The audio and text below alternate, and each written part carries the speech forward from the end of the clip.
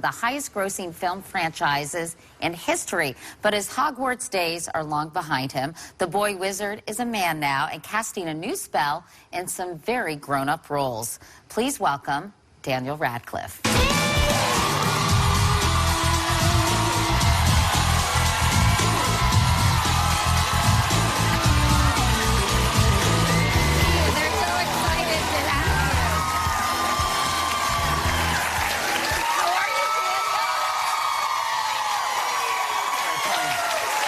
Very big fans here today, Daniel.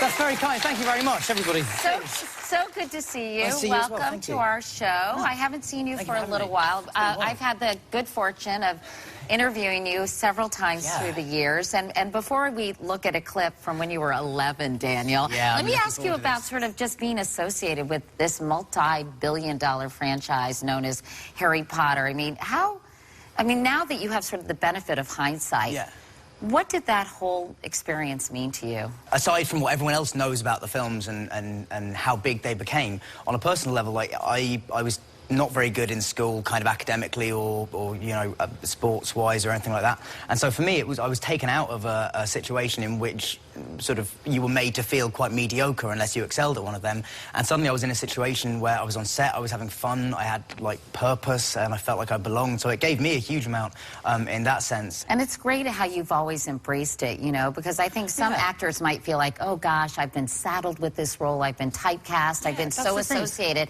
You've used it so effectively as a springboard for other things. Well, absolutely. I mean, I think it's an amazing opportunity. Like, it's an opportunity to learn from some of the best actors, you know, my country has to offer. It's a great opportunity to go off and start doing other stuff, because you do have an audience that have an interest in you, and if you just keep doing interesting, exciting work that hopefully gets them going, then, you know, there's no reason it should hold you back. I remember when I interviewed you, as I said, when you were just 11 years old, and we have a clip of that. It was from an hour-long special on Dateline NBC. Let's take a look. Tell me about this. This is your most prized possession. Can I touch it? Yeah. I already have. What is this?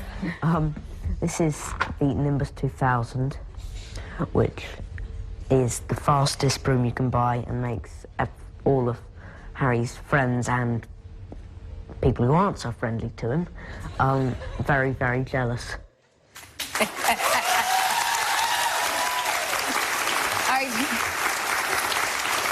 Did you think I was a total geek back then? Do you remember actually doing that interview? I do. I remember being quite intimidated, because it was like the first time, it was one of the first times I'd ever done like a recorded interview for American television, I think. So I was quite nervous and quite, you know, worried that I would say something. Well, what was I going to say at 11 that was going to screw up? Like nothing. But at that age, you just worry. Yeah, absolutely. So cute. Yeah, not much has changed.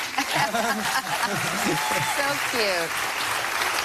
Well, I think following Harry Potter, I think you have been very smart about sort of choosing, as you said, interesting roles that keep people engaged in your career. You starred on Broadway, you were in Equus, and that was a very sort of intense role. Yes. Then you later did How to Succeed in Business. So how does performing on stage compare to the films that you've done in the past? Yeah, I mean, I grew up on film, so I'm immensely comfortable on a film set, and I love it there.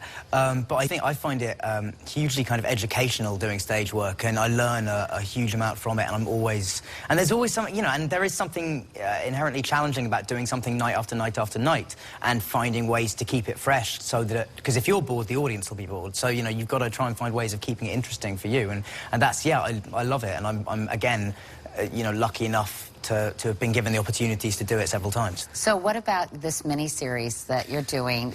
Because, you know, you've done stage, you've done film, now you're doing television with one of my personal favorites. He's a lot of people's personal favorite, John Hamm. Yeah. He's so nice, he is, right? That's the great thing about John.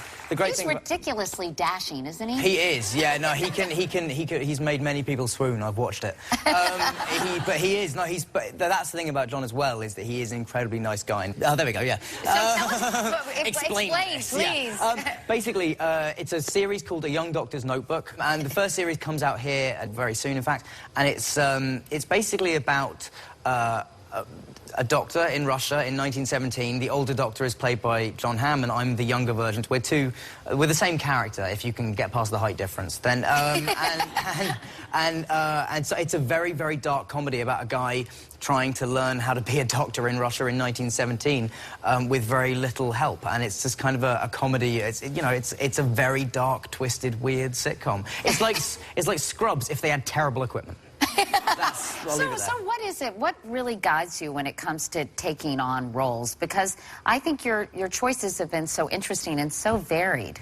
Thank you. I mean, that's it, really. I think all the actors that I admire, the thing they have in common is that they have incredibly varied, diverse bodies of work behind them. And that's what I aspire to. And I think, apart from anything else, it makes my job more fun for me. Like, it's the way I have the most fun doing my job is by keeping things varied and not repeating myself. Well, when we come back, we're going to talk about a movie that you say is your best film yet. I think so, yeah. And including a steamy sex scene. There is, yes. That's right.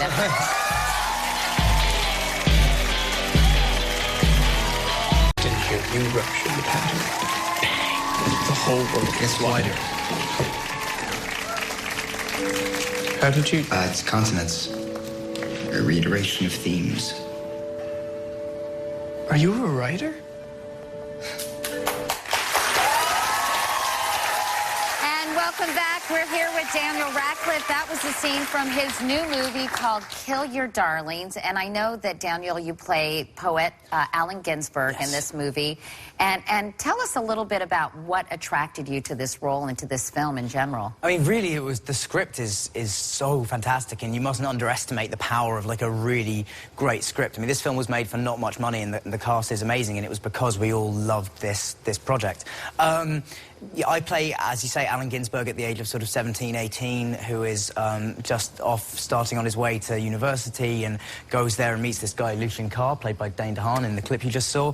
And it's really about their relationship, and then latterly about a murder that took place. It's a true story, and one that really impacted the lives of Allen and all of the beat writers who we meet in this film. Yeah, tell us a little bit more, because I know many people may be familiar with sort of this whole beat generation of poets and writers, and Allen Ginsberg in general, but set sort of the scene for us. The whole beat generation had a sort of nihilistic view that everything that had gone before didn't have to be paid attention to, and that we can just make new words, new rhythms, we can write poems how we like. They don't have to be, you know, formic in the same way that others are. But so yeah, that's where the beats fit in the canon. This is really, in many ways, the story of an event that was the catalyst that sparked them all into action. If you've never read Allen's poetry, then your reaction to it when you first read it will probably be similar to mine, which was, what the hell is going on? And that's fine. But then, you know, what I've learned through doing the film was a lot of his poetry, particularly a poem called Kaddish, makes just so much more sense when you know about his life and his relationship with his mum, who was mentally ill, and you know, the guilt he felt over that was something that followed him through his whole life.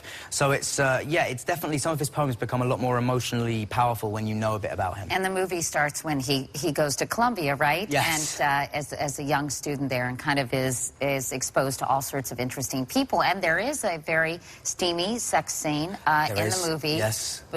Between you and another man. Yes. And I'm curious, I guess that's created a lot of buzz, so to speak. It has. It's quite an easy headline, I guess, particularly for British papers, and, you know, all the you know, you can make, there's a lot of jokes to be made, so headline writers go nuts. But I'm really, like, yeah, I'm happy with the scene and how it's turned out. You've been very daring, I think, you know. Yeah, and also, in like, Equus, there was full frontal nudity. Yeah, and there was full frontal nudity, and there was and I played a boy who had a sort of sexual religious fascination with a horse. So the fact that this is getting more attention, it's kind of interesting. Yeah, this is tame by comparison, frankly. Well, we have a lot of your fans here today, and we were flooded with questions. So a lot of your fans wanted to ask some questions. So Jonathan, you have a question for Daniel. Where are you, Jonathan? Hi. Hi. If you were stranded on an island, what 3 things would you wish you had? Probably a TV. Sad to say, isn't it? But I would. A record player and all my records, I guess. Because if I have a player and I don't have any CDs, that would be terrible. Okay, Iman is here. Hi. Hi, I'm from Indonesia. Which superpower would you like to possess? Superpower. I don't know. I mean, my favorite superhero was always Daredevil. So kind of, I guess, like... But then I would have to be blind to get those, to fully become that character. So maybe just, like... I mean, maybe all Spider-Man's gear. All that stuff, web shoes, that I'd go along with that. That looks like fun. Thank you, Iman. And before we go, you know, another interview I think we did, we talked about social media. You said Googling yourself was one of the most terrifying experiences you ever had. It was like walking into a room full of people yelling, "I hate you." It pretty much is. Yeah, and you say you've never made that mistake again? You've never Not Googled really. yourself? I mean, like, there's moments when you do, and particularly when, like, somebody tells you, like, a particular article has run, which you should look at, or something like that, then you obviously do. But, yeah, it's generally advisable not to, and particularly not the world of social media specifically. I now have, you know, my concession to the age of social media is that I now have a Google Plus page, and it's, you know, and that's kind of quite a nice sort of online scrapbook that I just put stuff that I'm doing professionally up there. But I think in terms of, for an actor or anyone who's in the media to have a Twitter or to have a Facebook that's public, and then to also say that you want a private life is a little bit of a double standard. Yeah. I don't know, like, because you can't, I mean, I can't, there's lots of reasons to have Twitter, and there's people who are very funny on it, and people who use it for work, and there's people, but, like, for me, I don't know, I like the fact that there's part of my life that's just mine, you know. Yeah, I don't blame you. And I think when you said that you weren't epigrammatic enough to use Twitter, and I think that was the only time someone has used the word epigrammatic in an interview I've done. Yes. It's a very long word for meaning something very concise. Right, right. Well, it's so good to see you. Thank you very I'm so much. happy that things are going well. Yeah. Come by anytime you've got a new project to talk about, Awesome. because we love to keep track of what you're up to. Well, I will. Thank you very much. Thank you for having me, Daniel. as So always. good to Thank see you. Thank you. you. And by the way, Kill Your Darlings is in theaters on October 16th. We'll be right back.